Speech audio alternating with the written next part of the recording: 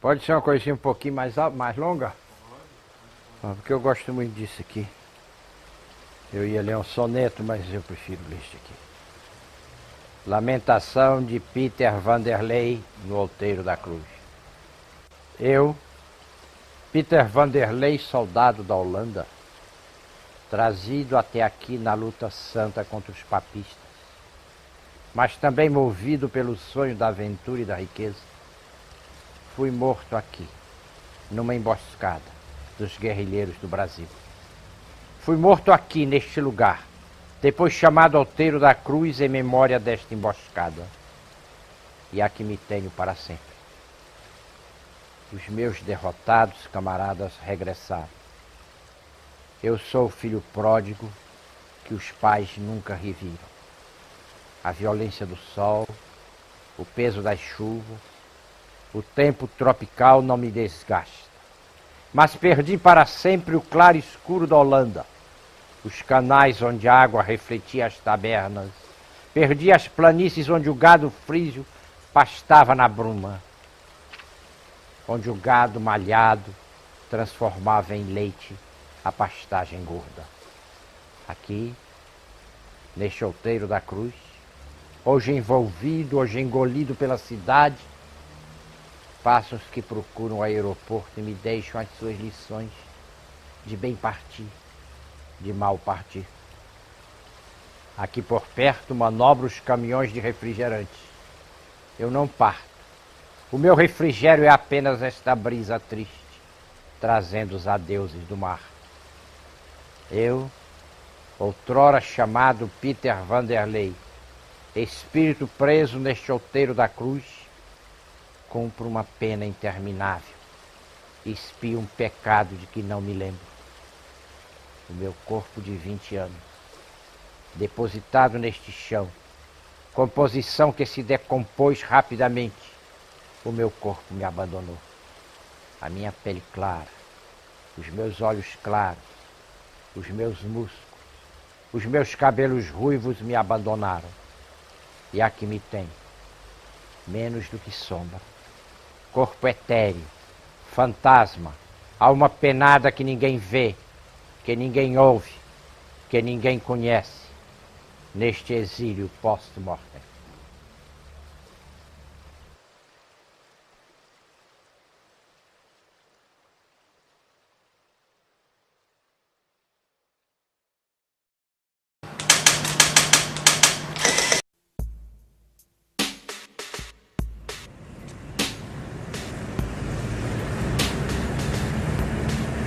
Eu olhando no carro aqui, a paisagem mudando sempre. Sempre mudando a paisagem. Muitos carros indo. É uma sensação de movimento. É a vida de vida, sensação de vida. Porque a vida é movimento. Então, você me concentra naquela visão das coisas, essas imagens. Vendo. Então, eu passo essa metáfora. Depois meu pai me levava muito no interior, eu via as coisas, e aquilo foi falando. Fiquei com aquelas expressões no subconsciente. E depois ela fazia poesia. Eu era praticamente destinado à poesia, porque minha mãe colecionava poesia. Colecionava poesia na revista, colecionava no livro. Recostava e pegava no livro em branco. Meu pai, eu trabalhava no campo, era agrimensor, gostava muito. Ele não gostava de poesia, mas a não ser o soldado do Camões, tinha Santiago de Pastor Jacó, Serra Raquel, Vila Bom, pai de Raquel, Serra Novela. Eu não sabia Labão, sabia ela.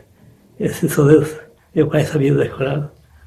E eu fiquei, por isso que ficou. Eu quase de ser poeta por causa disso, por causa da minha mãe e meu pai. Eu conheci Dobal ainda menino. Tivemos a mesma meninice nos mesmos lugares, ou seja, na Praça João Luiz Ferreira, na Praça Rio Branco, ou na Rua Eliseu Martins, onde ele morava e eu também. A mãe do Dobal era professora e a minha também.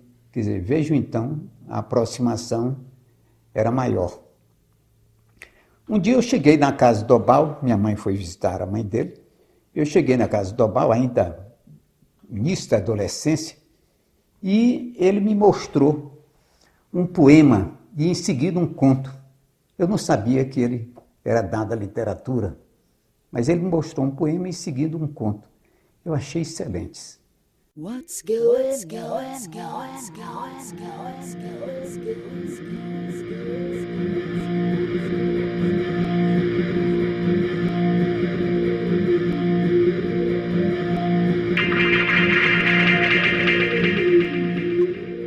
Mas naquele tempo, um parente meu do Rio me mandou para mim um livro, Sai Cadeia, que não existia daqui do Piauí.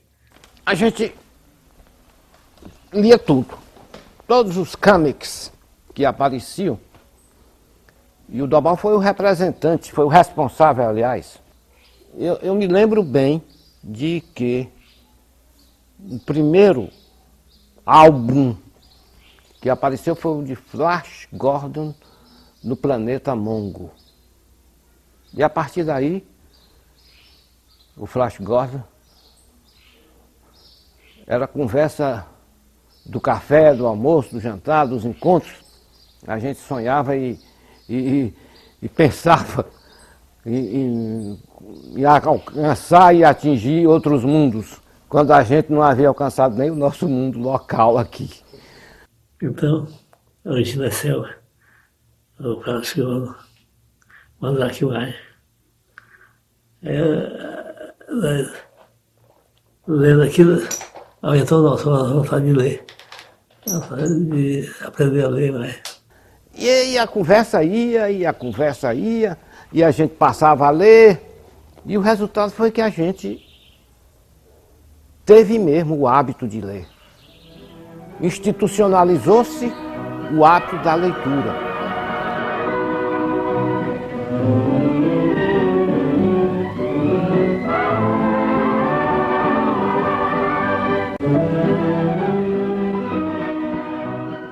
A partir do meado da década de 40, 46 precisamente, na Praça Pedro II, ali no centro da Praça Pedro II, indiferentes ao desfile da beleza feminina, passava ali em suas formas exuberantes, né? As moças num sentido, os rapazes no outro. E nós, em vez de estarmos a apreciar as meninas, como dizem os portugueses, né? Nós ficávamos lá discutindo filosofia, literatura, política, mais filosofia e literatura do que política, né?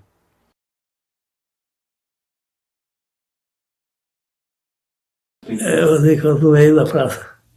Aquilo era conhecido como Chato Boy. O Chato Boy? Chato Boy, porque não dava para a avenida, nem para os. Ficava no centro da praça, discutindo literatura de costas para as mulheres.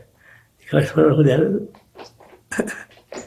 Foi exatamente nessa fase que mediou entre os 13 e os 17 anos, 13 para 17 anos, que foi o período em que eu me integrei nesse grupo que a gente chamava de Arcádia Piauiense, e que foi um grupo de intelectuais jovens, de pretensos intelectuais jovens, constituída por vários alunos do liceu, na época, do Liceu Piauiense, que era o colégio fundamental, o colégio em que todos estudávamos, e que na época tinha, eu não sei como está agora, mas na época tinha um charme muito grande o liceu, tinha excelentes professores. Eu creio